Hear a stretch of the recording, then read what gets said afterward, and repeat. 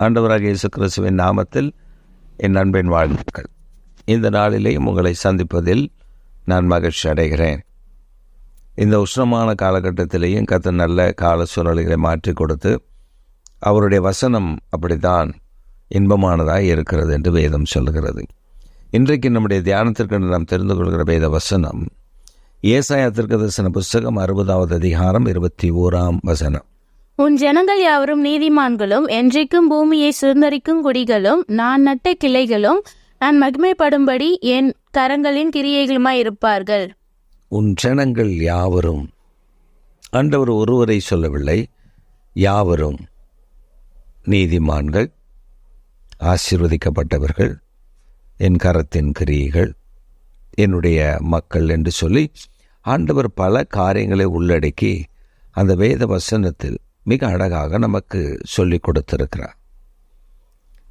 அவர்கள் என்றென்றைக்கும் அவருடைய ஜனங்கள் என்பதை உறுதிப்படுத்தியிருக்கிறார்.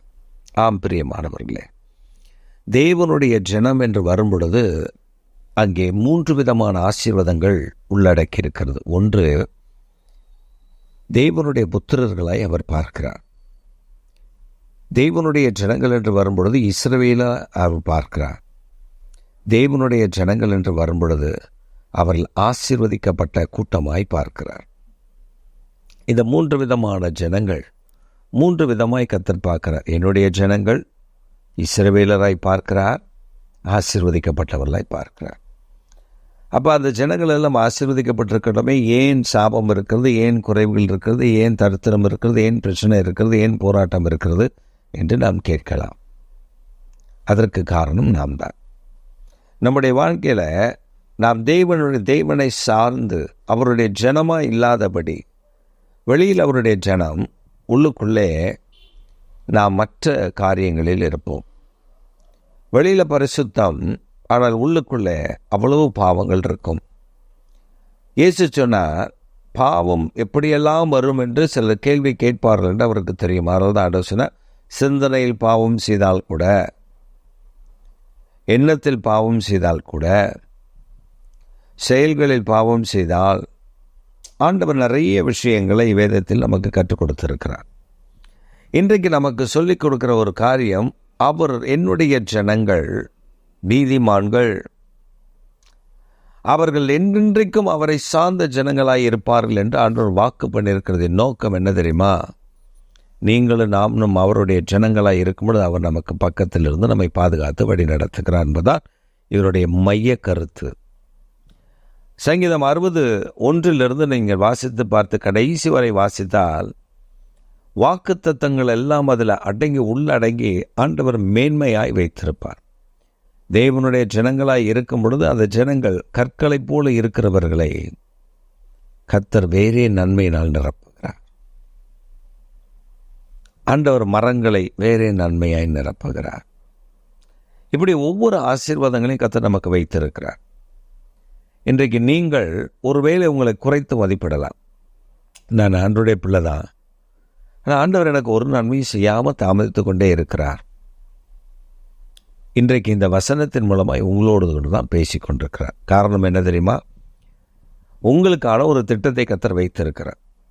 அந்த திட்டம் நிறைவேறும் காலம் வரை அதற்காக நாம் காத்திருக்க வேண்டும்.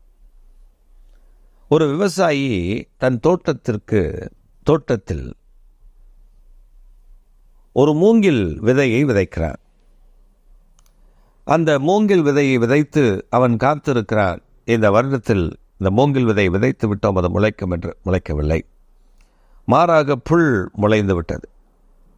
இவன் அந்த மூங்கிலுக்கு போடுகிற தண்ணீர், அந்த மூங்கிலுக்கு கொடுக்கிற உரங்கள் எல்லாம் புல்லை வளர்த்து கொண்டிருக்க, புல் நன்றாக உயர்ந்து விட்டது. முதல் வருடம் பார்த்தான், வளரவில்லை. 2ஆம் வருடம் பார்த்தான், வளரவில்லை. 3ஆம் வருடம் பார்த்தான், வளரவில்லை. 4ஆம் வருடம் பார்த்தான், வளரவில்லை.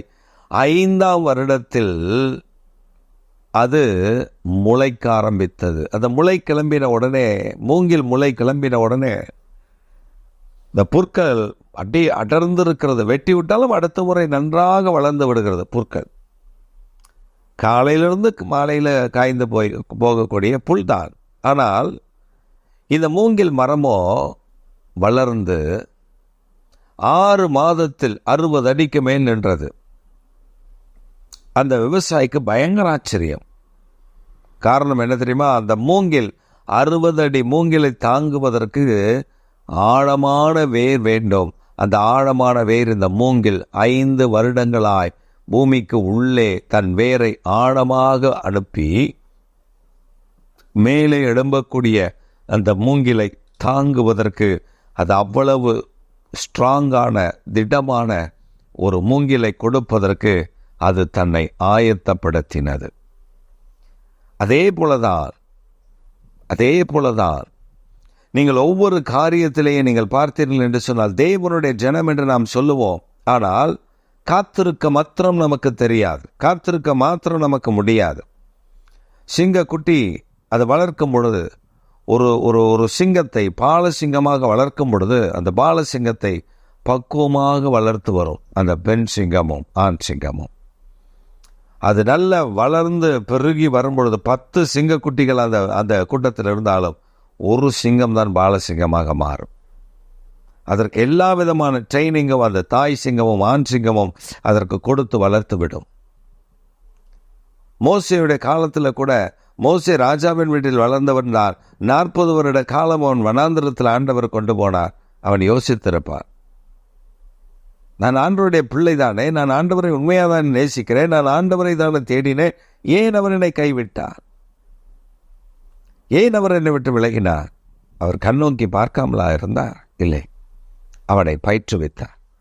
ஒரு காலம் வந்தபொழுது அவனை கர்த்தர் இஸ்ரவேலின் சமஸ்த இஸ்ரவேலை நடத்தும்படி நியாயாதிபதியாய் அவனை நிலைநிறுத்தினார், தீர்க்கதரிசியாய் நிலைநிறுத்தினார். ஆபிரகாமின் தேவன், ஈசாக்கின் தேவன், யாக்கோபின் தேவன், என்னுடைய தேவன் என்று சொல்லத்தக்கதாக ஒரு ஆசீர்வாதத்தை அவனுக்கு தந்தார். அவனோடு கூட கர்த்தர் இருந்தார். இன்றைக்கு உங்களோடு கூட கர்த்தர் இருக்கிறார், உங்களை உயர்த்தும்படி. அவர் என்னோடு கூட இருந்தால் ஏன் இது நடக்கிறது என்று கிதியோன் கேட்டானே, ஆண்டவருடைய சத்தம் தூதன் சொல்லுகிறான், நான் அவர் உன்னோடு கூட இருக்கிற பராக்கிரமசாலியே, உன் கூட தான் கர்த்தர் இருக்கிறார். இன்றைக்கு ஆண்டவர் உங்க கூட தான் இருக்கிறார். எதற்காக இருக்கிறார்? என்றென்றைக்கும் நீங்கள் அவருடைய ஜனமாய் இருக்கும்படி, உங்களை நீதிமான்களாய் மாற்றும்படி, தேவதாய் உங்கள் மேல் இறங்கி வரும்படி அவர் காத்திருக்கிறார். நாமும் காத்திருப்போம். ஏற்ற வேளை வரும்பொழுது உயர்த்தி ஆசீர்வத்தை மேன்மைப்படுத்தி, இது என்னுடைய ஜனம், என்னுடைய பிள்ளை, என்னுடைய சம்பத் என்பதை காண்பிக்க காலம் வரும். கட்டுகள் உடையும், நெருக்கங்கள் மாறும். வயது ஆகிவிட்டது, எப்பொழுது எனக்கு அந்த ஆசீர்வாதம் என்று கேள்வி கேட்கலாம். நீங்கள் கேட்பது எனக்கு கேட்கிறது. ஆனால் சாராள் அப்படி கேட்கவில்லை, ஆபிரகாம் அப்படி கேட்கவில்லை. வயது சென்ற பொழுதுதான் கர்த்தர் அந்த பிள்ளைகளுக்கு, அவர்களுக்கு ஒரு குழந்தையை கொடுத்த பொழுது ஆச்சரியப்பட்டார்கள். That is the biggest excitement in their life. So today, the God's promise, have a faith in God, have a belief in God's promise. தேவன் மேல் விசுவாசமும், தேவனுடைய வார்த்தையின் மேல் தேவன் மேல் நம்பிக்கையும், தேவனுடைய வார்த்தையின் மேல் விசுவாசம் வைகள். அப்பொழுது உங்களுக்கு ஆச்சரியம் காத்திருக்கிறது. நன்மை நாள் நிரப்பி விடுவார். இன்றைக்கு உங்களை கொண்டு வைத்திருக்கிற திட்டம் மாறாது. காத்திருங்கள், மேன்மையை காண்பீர்கள்.